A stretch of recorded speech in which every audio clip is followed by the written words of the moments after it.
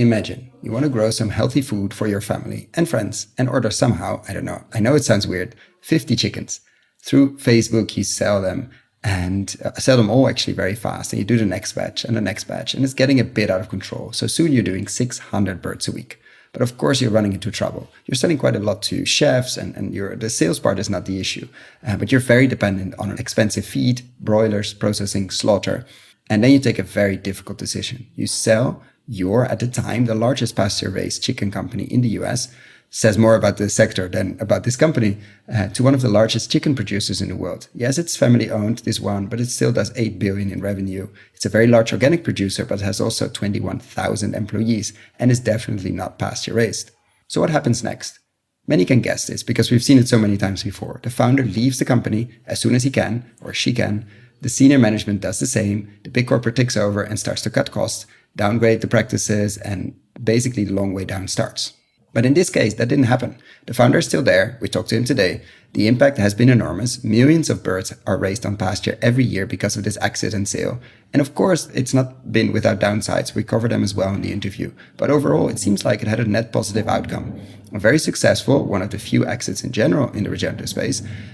So we dive deep into the positive impact of chickens. Can they ever be regenerative? We still have a long way to go. The impact on degraded farmland, replacing fossil fuel and toxic fertilizer. Of course, the nutrient density of pasture-raised birds, and one of the biggest exits in the space. Enjoy.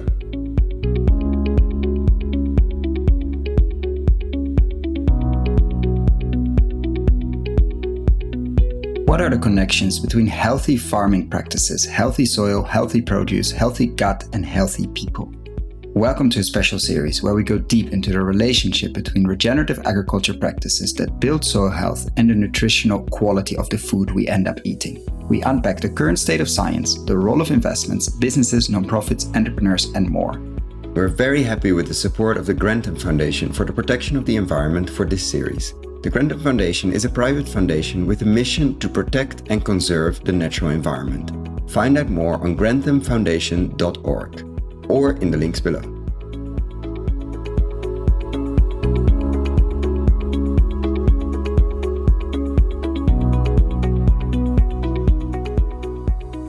Welcome to another episode, today with the founder of Pasturebird. Welcome, Paul. Hey, thanks for having me, Colin. I'm excited. There is so much to unpack here, but let's start for anybody. Of course, I'll put a link below and other interviews you've done as well, but just for people, this is an audio medium, so let's try to talk visually. Let's get into what is Pasturebird first, and then we get into your journey. What is Pasturebird? We're currently recording May 2023. I don't think it's changing that much, but if you had to, at a dinner party, somebody asks, "What do you do exactly, Paul?" And then you had to, in between the dishes, in between the different plates, explain it. What do you normally say?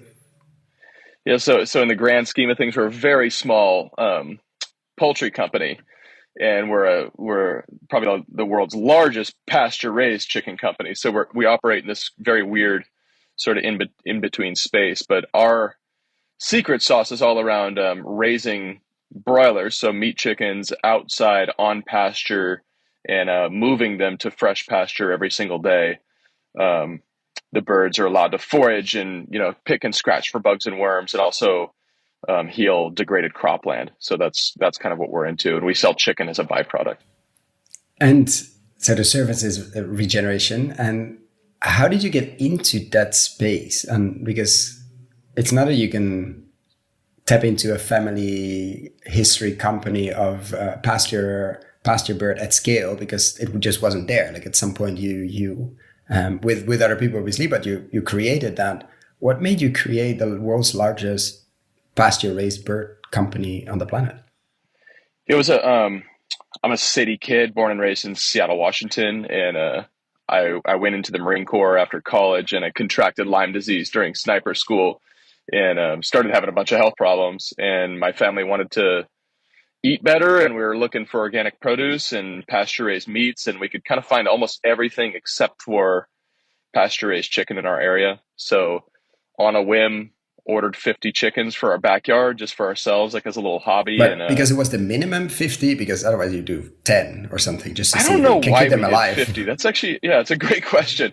For some reason, Sounds like a lot. the story actually goes, we were joking around about getting some chickens for the backyard. And my brother-in-law took it seriously, left the room for about 10 minutes and came back and he said, "Hey, I ordered those 50 chickens that you guys were talking about." And we said, "What are you talking about? We weren't talking about really ordering those, you know?" And yeah, 50 came. We were big fans of what Joel Salatin does in Virginia here in the US. And we followed kind of his daily move, you know, covered principles from scratch. And it was never meant to really be a business. It was just a hobby for our family. But one thing led to another, and it blossomed into what it is today. But I mean, there are a few steps there. And how did you stumble upon the Joel Salatin of this world? And because that's, I mean, Michael Pollan made him pretty famous with the omnivore dilemma, but still, you were going deep into the health side and somehow went into that specific part of the health side, animal protein, etc. You could also take another exit. Totally. Do you remember how you, like, why the protein side became so important to you? Yeah, so like you, my family was interested in Alan Savory's stuff before he was what he is today, following the TED Talk and all that. So my father-in-law has been a general contractor pretty much his whole life, but he always wanted to raise cattle, and he had read Savory's stuff since the 1980s. And he always had these weird books laying around, and nobody really knew what he was doing in his office and reading all this weird stuff. And I think we probably saw Omnivore's Dilemma, started to connect the dots that, well, this stuff is the same stuff that my father-in-law, Tom, has been talking about for so many years. And it kind of just connected the two. And then, okay, how do you go from 50 to how many chickens are you raising, more or less? I mean, you're part of a much bigger company, which we'll talk about later. I don't know how much you can disclose, but it's safe to say you added a few zeros. How do you go from 50 to that? Yeah, we're raising millions of birds per year now. You know, I wish it was this beautiful linear path where everything was Lots of planned out. hard We had a work. 10-year plan. It wasn't at all. We had a few breakthroughs. So that 50 birds, which was meant for our family, um, we essentially listed them out on Facebook and kind of offered them up to friends and family, and all 50 sold out. So then the next time we decided to do 100, and then after that 200, and then after that, you know, And 400. where did you raise them? And Like, how big is your backyard? Because you wanted to move them regularly because that's what you read. Like, you yeah, need quite a bit of space. yeah. My wife and I were living in Newport Beach. I was working as a CPA, and I was in grad school doing my MBA. But her parents had a small place out in the country, so they had about I would call it a quarter acre backyard. So maybe a large backyard, but definitely not a farm. But it was enough space to do like one, you know, two Joel Salatin style coops and move those every single day. And then our big breakthrough probably came in 2013, 2014 when the LA Lakers, which is a really influential basketball team out here, Kobe Bryant was on the team, and some of these guys, they reached out because they wanted our protein for their players' meals. And they sent their team chefs out, kind of this whole thing. And we got to start working with the Lakers. And then right after that, the LA Dodgers, which is our big baseball team out here. And that just, it's not that the orders were huge, but it really gave us this like vote of confidence that what we were doing was impactful, and we wanted to scale. Because at that point, you already incorporated, you were an official company. You were not doing this only for family and friends anymore. Yeah, it had gone beyond, but we didn't, you know, in 2014, we quit our jobs. We moved into this little 1,700 square foot house. There was like 9 of us living in this little 3-bedroom house. And we said, we're just going to put everything on the table, reinvest all the profit that we can, and try to grow this thing. So I think that contract with the 2 pro sports teams really like gave us the confidence to go for it. And then you could have gone down the route of very high end. I mean, let's say not too automated and all of that, but you didn't. You definitely, like, when did the let's regenerate, let's say, herd farmland and have chickens as a byproduct, when did that come into play? Because that's not the backyard of your family-in-law. Like, that's a different mindset. Okay, let's go into very big fields. You can see it on LinkedIn. You can see it on the website as well. This is a different, almost a different company or a different approach. It developed I think over time, I didn't grow up in agriculture, so I didn't even know a lot of the problems that existed in ag. And as we dove in and we started to study and understand, um, the whole thing with the crop fields really came because raising monogastric, we have a lot of grain inputs into our system. So we buy a lot of, monocrop corn and soybeans that feed our system. I said, well, this can't really be regenerative as long as we're buying all these off-farm inputs. That doesn't really make sense. So then the mindset started to become, well, how could we eventually produce our own grains in this like circular system in a regenerative way? And the other thing that happened is we just, I didn't come up with money. Nobody in my family came up with money. And we were raising this small scale, very niche product, selling to people like the Lakers and the Dodgers and, wealthy people around Southern California. And it was just this weird feeling like my parents couldn't have afforded what we're producing right now. And how are you really going to move the needle and change the world if you're basically producing food for rich people? And it became really this like interesting confluence of wanting to impact large scale monocrops and heal these croplands and also bring down the cost of nutrient dense, pasture raised poultry. And we started to develop this idea of like, I think this space needs scale in order to be like viable. And then do you remember bringing out the birds for the first time on one of those fields? And how did that go? Because, of course, the size needs to be different than your typical Salatin style, like chicken caravan. Like, did you contact the farmer? Did the farmer contacted you? Is it like, I have a service to offer? Or how did that even start? Yeah, so we had probably at least six different farms. We didn't have any money again, so we weren't going out and buying land or anything like that. We were just always looking for good places to lease. And I remember driving by this old potato field that was about 40 minutes from where we were farming.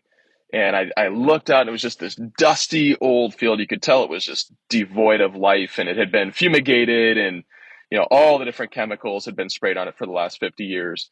And the agent that I was with said, "Oh, that's this old, historic potato family out here in Southern California." He said, "Don't really bother calling. There's nothing going on here. You're not going to get this spot." And I said, "I'm just going to give it a try."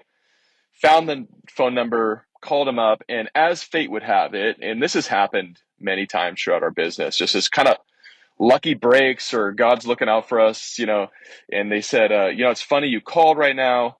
Um, we decided not to plant potatoes anymore, and we just wanted to look for somebody to lease the land from us. And I mean, this field, the first day we got out there, your boot, when you step into this sandy, dusty field, your boot would drop like 12 inches into the soil, or dirt is really what it was. But are you Even scared to put after, your chickens into that? Like, just yeah, for health wise? sure.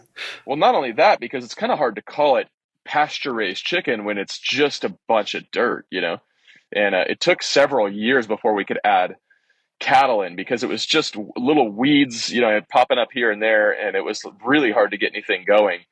Uh, they had not farmed that field for a couple of years, so it wasn't like we're putting them onto toxic chemicals or anything like that. But they had been definitely disking it and tilling it for several years before we got there. So there wasn't much soil life left. It was actually less than 1% organic matter.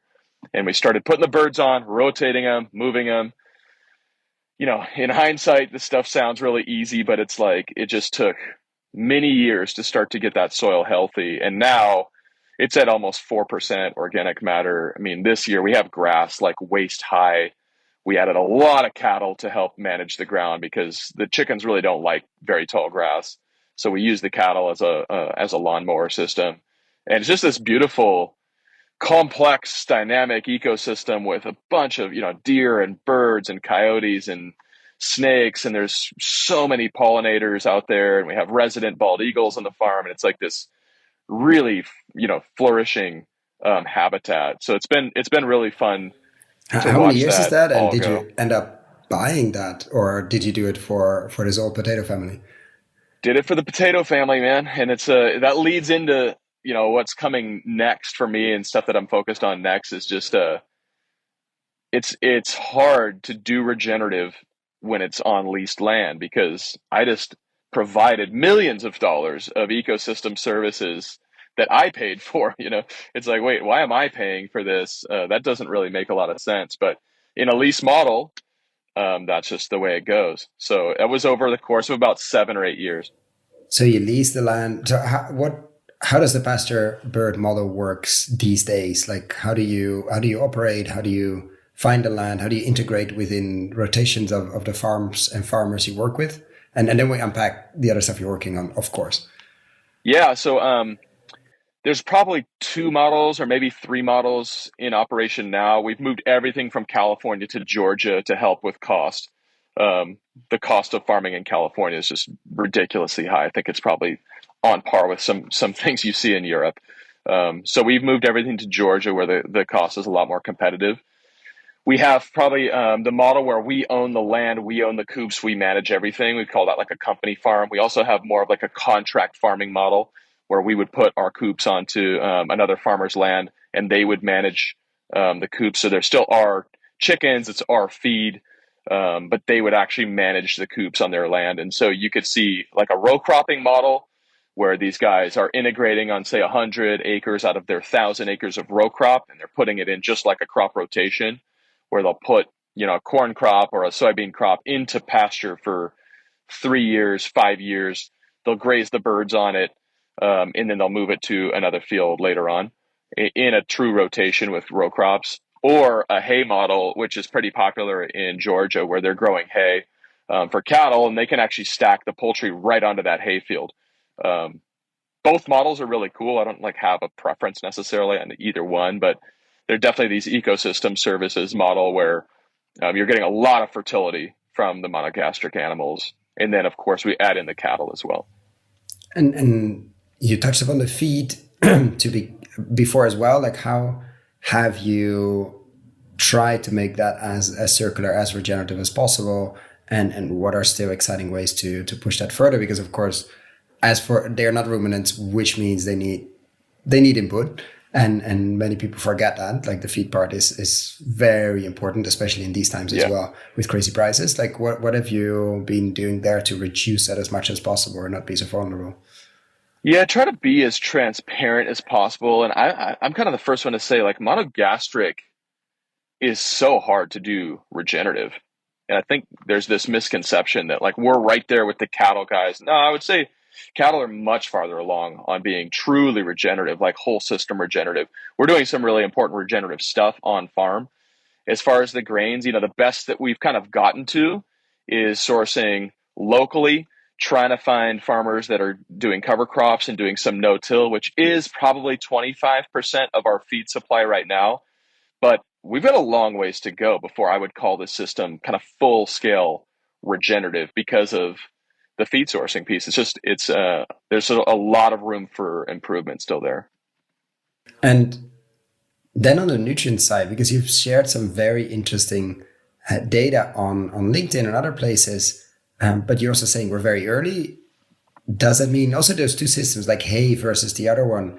Do you see differences there, or you're also saying like maybe in nutrient density we are super early still because we have so much more space to go in terms of different feed, other types, other quality, etc. Or like where do you feel we are? Sorry, it's not a very concrete question. Where do you feel we are in terms of nutrient density? Because you have been quite vocal about it.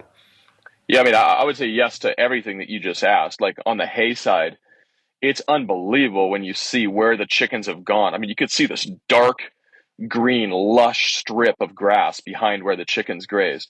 And then in addition to that, the partner that we are doing the hay and poultry business with, he was using synthetic chemical fertilizer to grow his hay crop before. And he's been able to completely wean himself off of the synthetic input and just use the chickens to fertilize his field. And so it's like, I don't know. I don't have answers to exactly what that does for nutrient density, but I can imagine when you wean off of chemical inputs and you turn on, naturals and biologicals like fresh chicken manure, spread in like a very responsible way, that's got to do something for the nutrient density of that grass that you're going to go back and feed to the cattle. It also does it does a big service to his bottom line because instead of spending for chemical fertilizer, we're paying him now to raise poultry for us. So it's a big win for him economically. On the nutrient density side with the poultry, we have been able to study this. I would say in depth, but there's still a lot more to go.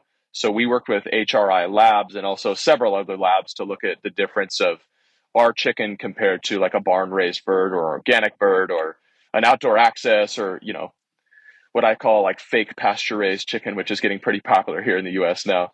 Um, and it's pretty astounding. You talk about like omega-3s, vitamin A, vitamin E, um, a lot of your micronutrients, supplement kind of stuff that people would take. It's shockingly higher, between 50% higher and sometimes 12 times higher in a lot of key vitamins and micronutrients.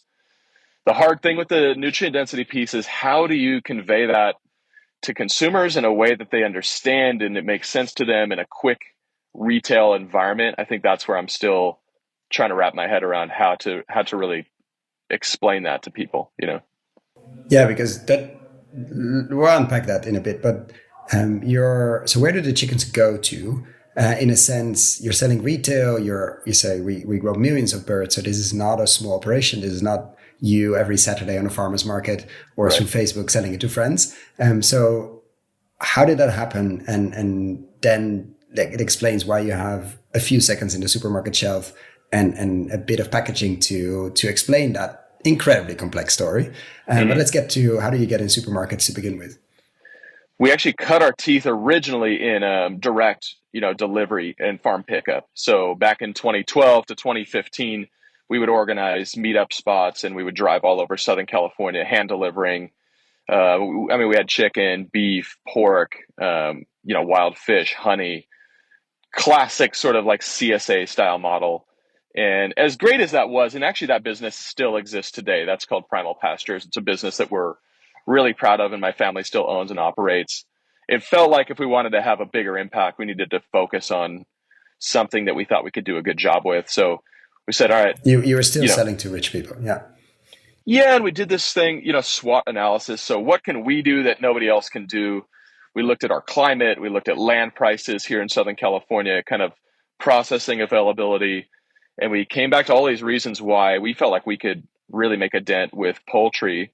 Um, and so we started to really focus on the poultry side. We raised some money on the poultry side, and we went right into the restaurant business because we didn't understand retail. We didn't have the money for packaging and shelf space and all these different things. So we just started working with a bunch of really high end chefs around Southern California, and they loved the product. And we were able to do it at a price where they could make it work. And we would go in, we would, hand deliver to the first maybe 10 restaurants. Then we started picking up some distributors, more or less because they got mad. We were taking some of their business. And so these distributors came in and they said, hey, let us distribute your product. And that took us up to I would say 3,000, almost 6,000 chickens per week, which is a sizable. I mean, that's already the biggest pasture-raised chicken business in the U.S. 6,000 and they loved chickens it for per week. Flavor, I can imagine. Like the It was all chefs, flavor. that's what they search for. You talk to a chef about nutrient density and they'll literally fall asleep, while you're in their office. So it's like you only talk about flavor and you demo the product and story. They care about the story and the local piece and all that. And it was really a healthy restaurant business for us up until 2019, 2020, when the whole world pretty much took a crap. And we always wanted to be in retail. We always felt like our customer is really in retail, in the mid to high end grocery. That's where they want to, shop it. That's where they really care about it. And so after the partnership with Purdue, that's what really unlocked retail for us. And we've been probably 95% retail ever since 2020. And Purdue came in, there was an exit, came in because of COVID that already happened before, or was it, I mean, I'm not saying forced, but of course restaurants closed. But how did that come about? Because there are not so many exits we can look at, let's say in the regen space. Now we were incredibly fortunate with our timing. We closed the deal with Purdue in November of 2019.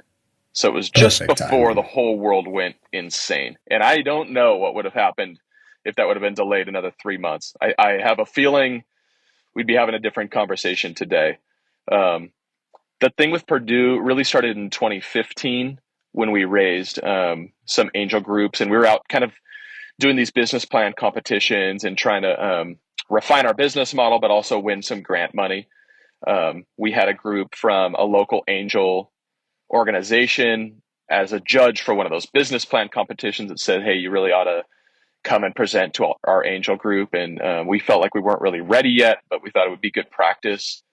So we went and we showed our deck to this group of maybe 100 angels, and they were really interested in what we were talking about with scaling, regenerative egg and scaling this poultry model. And nobody in the room had any ag experience at all. So they just, it was more or less like very confusing to them. But we ended up with an offer from them about 3 months later for a seed check, pre-revenue kind of seed check. And we ended up doing the deal with them in 15. And then I would say we never really got to a proper Series A, but it was seed, a little bit of seed plus, a little bit of debt financing. I'm happy to go into more of that. We probably raised like a total of 2 million total, something like that. Because there's quite a bit of working capital in the birds and the coops and the tech, and yeah, there's it a lot of really money is. I mean, on the field. Yeah. In 2018, we realized that we're not going to have a big impact as an independent poultry company because we don't have our own hatchery, we don't have our own slaughterhouse, we don't have our own trucks.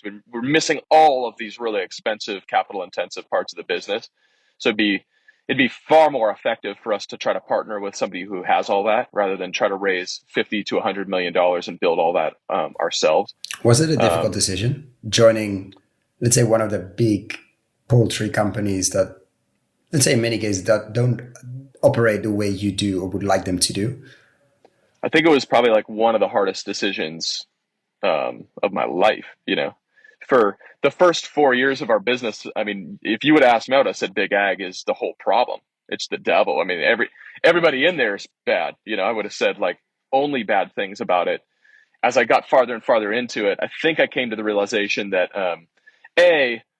people are people. So the people inside of these organizations are actually probably good-willed people that mean well, and we may see the world a little bit different, but I don't think that they're inherently like, evil people or something like that. And B, if we want to leave it better, if these big ag companies are genuine about wanting to do things differently, we should welcome the opportunity to help them kind of tack the boat or tack the Titanic, if you will. And so when we got the opportunity to start talking to Purdue in 2018, I was really skeptical. I thought they were just trying to steal our IP and probably go out and fake it or something. But the better we got to know them, Pasturebird, yeah, and they easily could have done that. To be honest, that's what a lot of companies are doing right now. It's a sort of stationary houses with outdoor access, and they call it pasture-raised, and they say it's regenerative or silvopasture, all this stuff. And I thought there was a lot of honor in them coming to us and asking us how we think about doing this stuff at scale and taking us seriously. I thought that was pretty cool.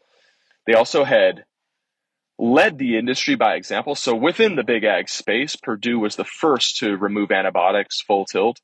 They were the first to really, or the largest player in certified organic in our country. They were they had acquired Nyman Ranch, which is a really well respected pork company that's well known for taking good care of their farmers and producing some really good pork. It's not regenerative and it's not pasture raised, and they don't pretend that it is, which I really respect, but they do some amazing things on the Nyman side. And then they also acquired Panorama Grass-Fed Meats, which is a certified organic, grass-fed, grass-finished beef outfit here in the Western U.S. So because of all those things and getting to know their executive team. So you called them. I mean, I mentioned yeah, exactly. You called the Naymans, you called the founders of Panorama just to understand, like, okay, looking back a few years, are you happy with this?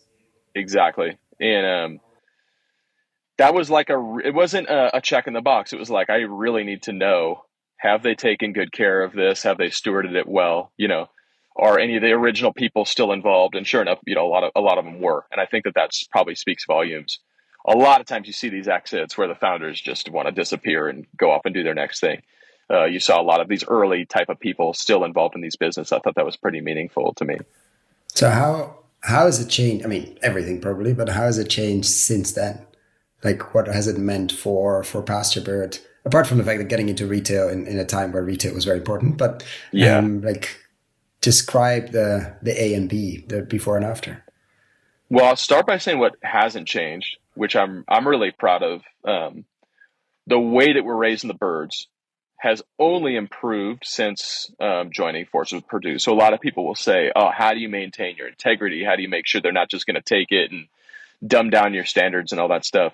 We created a very, very simple pass or fail model for pasture raised, and that's that every bird has to spend the majority of its life on pasture to be called pasture raised. And we built this whole protocol around it where it would be a violation of USDA principle for us to slap pasture raised on something that was not actually living on pasture for most of its life. It can't be 100% of its life because chickens, when they're baby chicks, they need climate control, they need brooding and all that stuff. So they can't be on pasture for the first couple of weeks, but minimum 51% of their life recorded. Every single flock we record by a flock calculator, and we mark every single day that they're on pasture or not. And if that's not the majority of their life, that's fine. It's just not going to be sold as pasture raised. So I feel like that very clear black and white standard has helped us a lot within Purdue to make sure everybody's on the same page. What has changed? I would say retail's been an enormous learning curve for me. It's been really cool to build a team. It's been really interesting to be part of this 100-year-old historic poultry company where I can call some of the best conventional chicken people in the world. And I think the natural and regenerative and organic world often shuns the kind of conventional side, and the conventional side often shuns the natural and regenerative side. And I think having this mutual respect and having some of these guys on speed dial where we can ask some of these more complicated technical questions, and actually they do have a lot to add, especially in something like brooding for us. Brooding is largely the same whether you're doing it conventionally or regeneratively. Taking care of these little baby chicks for the first couple of weeks, that was the hardest part of our business. Like once you get them up old enough to be on pasture and you're just moving them every day, to be honest, it gets a lot easier at that point. So having these experts within the company that we can call on a daily basis, Which it's like means incredibly mortality helpful. down, Yeah, so many exactly. more healthy birds out on pasture quicker, etc., etc. Processing, the number one problem, as with any protein It's business is the processing. processing side.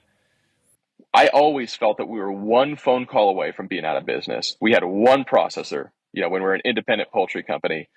If suddenly he decided he didn't want to work with us anymore, or he felt like we were too big of a threat or a competitor, it was one phone call and we would have nowhere to bring 6,000 birds a week.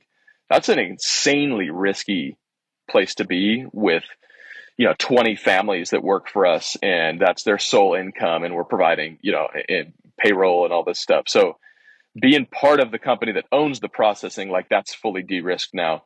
They're also one of the best processors in the world. Like they know what they're doing on the processing side. And so being able to work with these professionals, these people that have been in the processing game for 35, 40 years, that have really led that space, like that's a game changer for us too. And it's allowed us to put out much better products than we could before. And what has been not so fun, or what has been a downside of doing this, apart from the critique for sure you're getting on social media, etc.? But what has been the biggest downside? I should add one more positive. I mean, obviously the cost, right? So Purdue owns their own hatcheries, their own feed mills, their own slaughterhouses, their own logistics trucks. The amount of cost savings just from integrating, like over day one, it was profound. Something like just chicks alone, we would pay $1.25, $1.50 per baby chick. That was cut, by 80% on day one. It's stuff like that that's like, and I'm getting the same, better quality probably from within Purdue, within our own hatchery. So, and multiply that by everything else. It's profound. What's not so fun?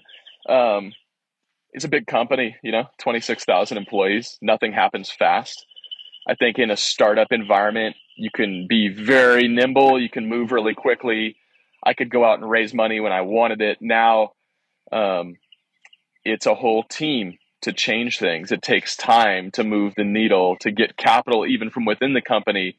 It's not an overnight thing. It's not just my decision anymore. It's like, at the end of the day, we sold this to another company, so it's their thing now. As I'm still super passionate about it, but it's not my sole decision at the end of the day, and that's good and bad, to be honest. I don't think that's all bad, um, but that's been very different, you know.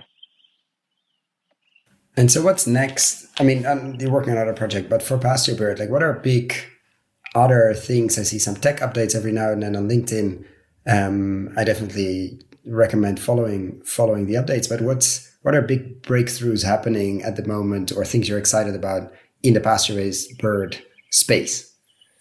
So in 2018, we started developing the automated range coop. That's our 6,000 bird system that moves chickens autonomously to fresh pasture every day. That was really a play towards scale so that we could build this template that we can hopefully take to, millions of chickens a week. Um, our goal has always been 1 million chickens a week, and I really think the market's far bigger than that. So I think it can go well beyond.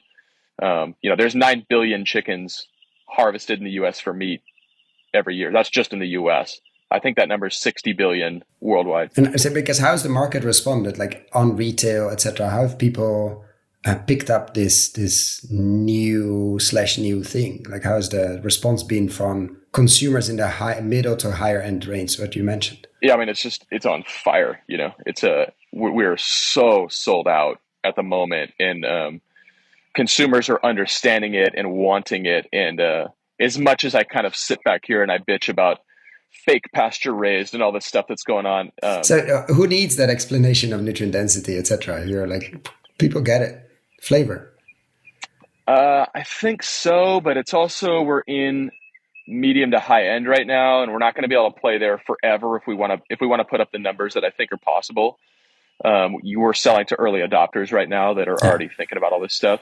Luckily, pasture raised eggs have sort of paved a path before us, and there's at least $1 billion sold in pasture raised eggs in the U.S. right now. How legit those are, that's up for debate probably. But people think that they're buying pasture raised eggs, and so as a proxy, pasture raised chicken, it has not been very hard to sell so far. Um, what's next for us is just more And so retail. sorry to get back to the Yeah, automation, like the automation piece. 2018, you start working on this massive thing that moves by itself with 6,000 chicks in it.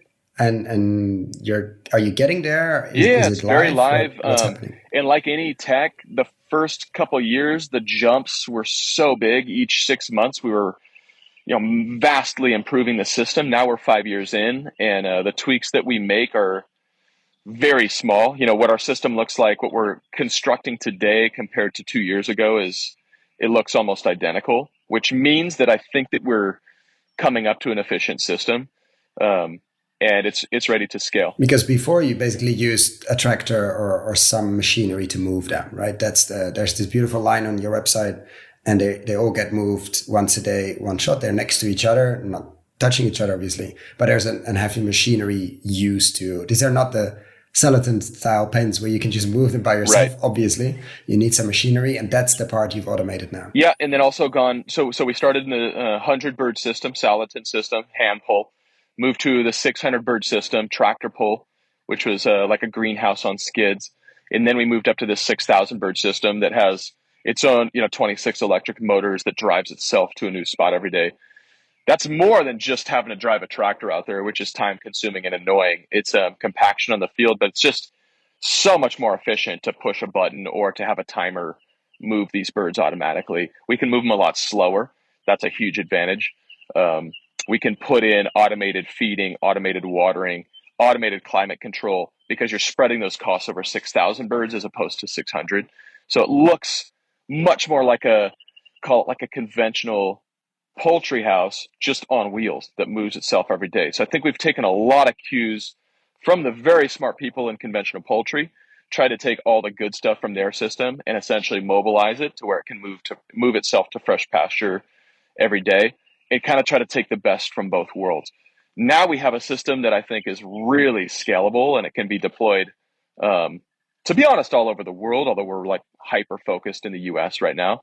Um, and so I think the next 5 years will look like us deploying capital, taking down, hundreds, if not thousands of acres at a time and developing this poultry system. So it'll honestly look like much of the same for the next 5 years, expanding into retail, probably developing some food service business, but really focused on 60 to 80% of our business being breaking into aligned retail partners that already have the customer that's looking for this. Like, I don't think educating the customer on what we do is a very smart thing from like a capital perspective. So you want to find people that already understand what we're doing and they're already looking for it, you know.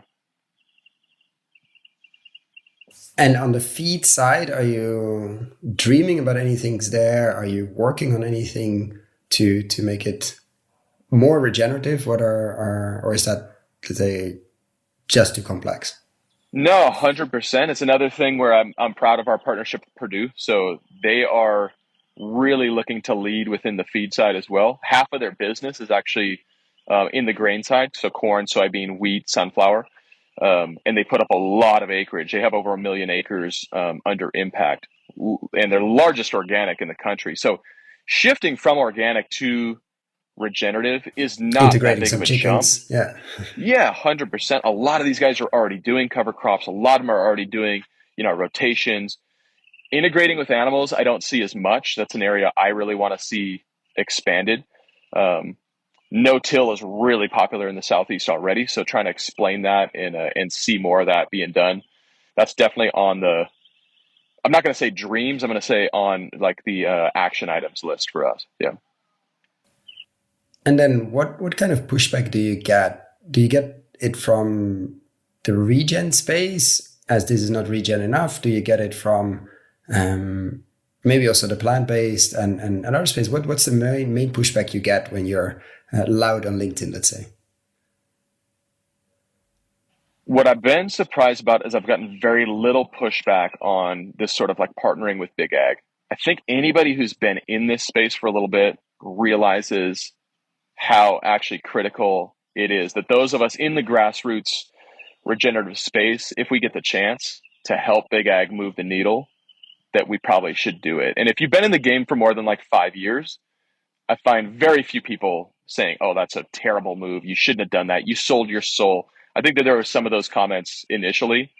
And now that I've been helping them for 3.5 years and I'm really proud of what we're doing, and we've been very transparent about what our systems look like, I hear very little pushback. The plant-based space, I mean, good luck pushing back. I kind of say like everybody's seen all the holes in those systems, and the authentic folks within there are willing to admit their shortcomings with the monocrops and with the hardcore kind of processed food side.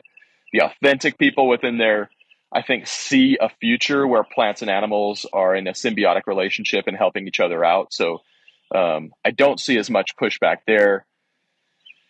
Maybe the pushback is I feel the need to call out a lot of the greenwashing that I see, and I hate to do it. It's not really my personality to be like divisive in that way.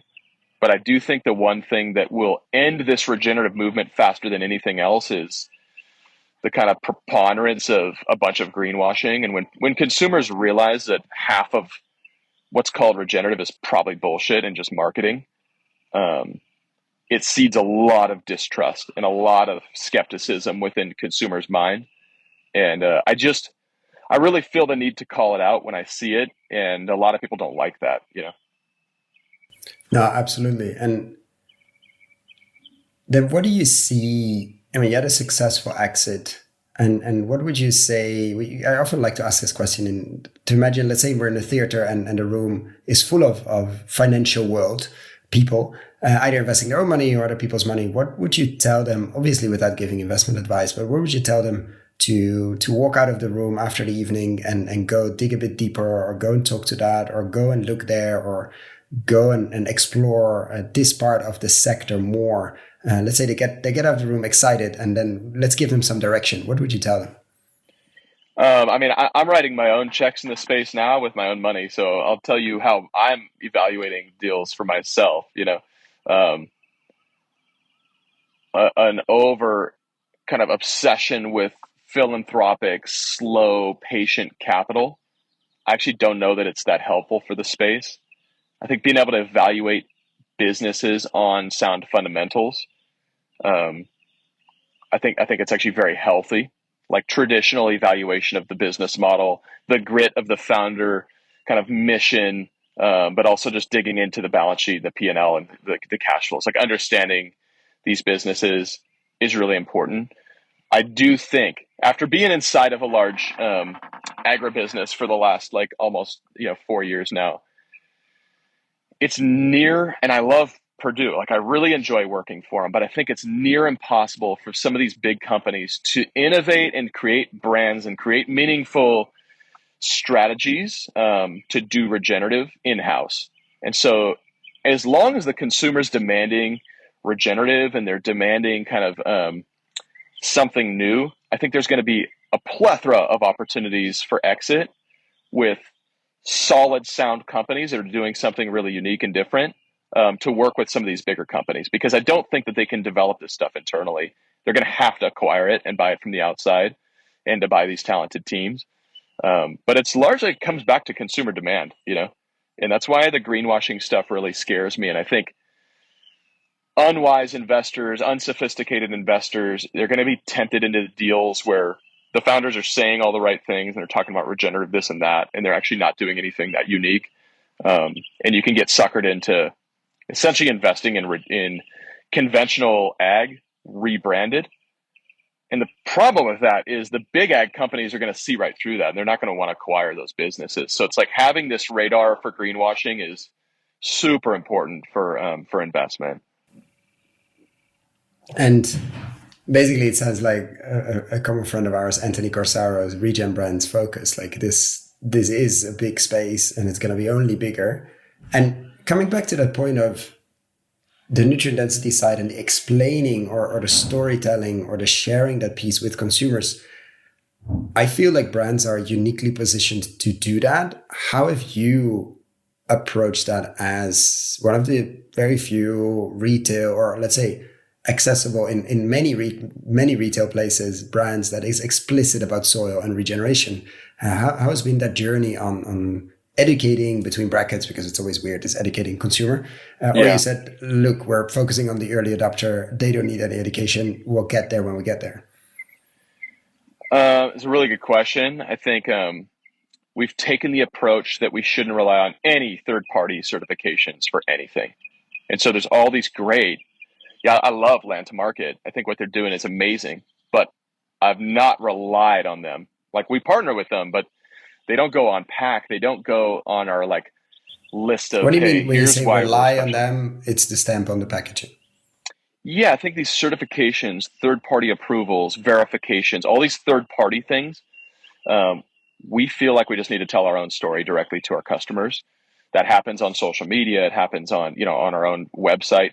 It happens a tiny bit on pack, but you can only do a little bit on pack. And I see a lot of like regen brands that just list, 20 third-party certifications, and it's like they lose their impact when you list out a million of them. I remember, what was it? Annie's had like Soil Matters or something, but that's a long time ago. Yeah. Like, what do you say in that tiny space you have?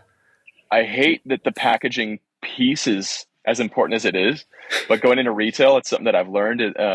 We work with Pearl Fisher, which is just this amazing graphic design company out of New York. And I think visually being able to tell this story through iconography and font and colors and all these like artistic things, I didn't want to admit how important it actually is. But dude, it's probably 50% of the game. Like it's 50%. I can see you really enjoyed those meetings at the beginning. Oh, it's painful, dude. Like really, we're going to deal with what direction the chicken's head is looking on the packet. Like, why does that matter? But I've learned that evoking is way more important than explicitly saying, and being able to catch somebody's eye and help them to understand a concept in the 2-3 seconds that you have in retail. It's so critical. And so I'm really glad that we worked with Pearl Fisher, and I think they did a great job on our brand. And you immediately look at that package and you think, okay, this is it's something different. I don't know what it is yet, but I know it's something different. On our pack, instead of saying free range and organic and all the terms that you're used to, you see rotated daily and mobile coops as our headline two things. Nobody knows what that means. So it's like this huge risk that we took stepping out. you see very few third-party certifications. So right away you go, wait, what is going on right here? And I think we do sell to early adopters. We'll probably sell to people who have a bit of a sense of what's going on. But at the same time, we had to step way outside of the normal chicken marketing stuff to explain how we're different, you know? And coming to that connection, healthy soil, healthy chicken, healthy people, what do you feel is missing there? I mean, you've shared the data, of course, inside the bubble on LinkedIn, but what's the role of brands there? Or maybe there isn't to start explaining that, or is it, look, flavor is a good proxy of nutrient density, so let's not complicate our lives. We always say like, yeah, well, all we're really doing is posting this stuff on our website and social media, and even LinkedIn for me has been surprisingly, you know, the reach is like surprising. There's millions of impressions made monthly between those three channels. So between like our Facebook, Instagram, LinkedIn, and our website, it's millions of impressions made every month. And so it doesn't sound like a big deal to be posting this stuff constantly and sharing it there, but it's actually, I mean, and we're showing it to buyers and early adopters and people that really care about this stuff. So I think that actually is our strategy, even though it doesn't sound like a complete strategy. It probably is our strategy right now, showing them these more complicated, nuanced stories. And then also like really leading with transparency. You can go on our package, on our QR code on pack, will take you to either a live feed from inside of our chicken coop, which is no BS. I mean, it's not a marketing shot. It's not one of our special coops for tours or something. It's like we just put an iPhone running a live feed inside of the coop, you know, 24/7, 1 day a week.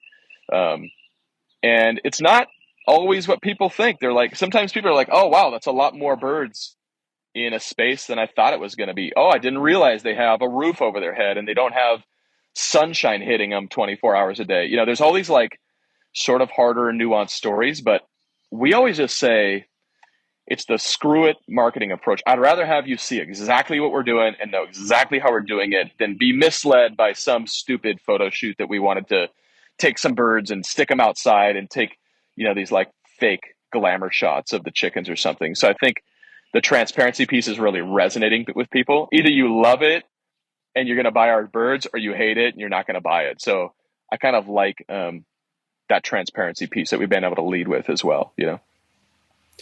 And I want to be conscious of your time and ask a few quick final questions. I mean, you mentioned you're writing your checks in the space as well. But let's say you're actually managing a slightly larger portfolio or a slightly larger investment amount, let's say $1 billion. What would you focus on? Would it be the protein side, the automation side, the brand side, or completely different if you had, I'm not saying unlimited resources, but like a significant amount to put to work? I'm not looking for exact dollar amount. I'm just looking, where would you prioritize? What would be the sectors you would focus on? It depends what the money's appetite was for like risk and return. You know, family office money, I would love to own. Fully flexible. Flexible. Patient capital, I would love to own ground, you know, ground and water that's being managed regeneratively. I think that's an unbelievable long-term investment. It's not going to get the 10x return that like a VC is going to need, you know, but if it's slow patient capital, I just think land being managed with equity stake for these really, you know, kind of high profile, like, or not profile, but high power regenerative managers. I think that's going to be an unbelievable 20-year investment, you know, building soil health, producing good returns, have a healthy model for land management. I would love to deploy a bunch of capital under that type of management. For the more traditional, like 10-year time horizon, kind of 10x target venture capital stuff, I'm really passionate about the biomimicry technology. So tech that looks to nature as the lead and then tries to replicate that in like a more scalable way. That's what's really, really interesting to me. Brands are also really interesting to me. I'm an investor in White Leaf Provisions. I think that what they're doing, like on the sourcing side, in the product side, is really, really unique and special. You know, I think that they've got a lot of potential to grow. But I think tech is super interesting when it's look at nature as the template. Now, how do we replicate what nature is doing? I mean, I feel like that's all we did with Pasturebird. In nature, animals move. How do we get chickens to move? Because right now there is no solution to move a bunch of chickens efficiently. Vents, some of these like automated kind of techs for moving cattle.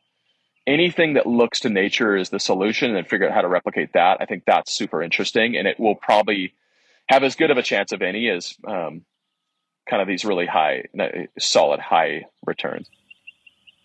And then as a final question, if you had a magic wand and you could change one thing overnight, I have an idea what it could be, but I will give you the complete power, one thing only, so really one thing, but what would it be in, let's say, the food and ag or the broader system change in terms of sustainability and regeneration? But if you had a magic wand, what would you change? I'll be surprised if you're able to guess it, but maybe you will be able to. I would end the grain subsidies. I would just cancel them like today. And I think it would be, or phase them out over a very short period. I think that they skew so much of the ag that happens in our country.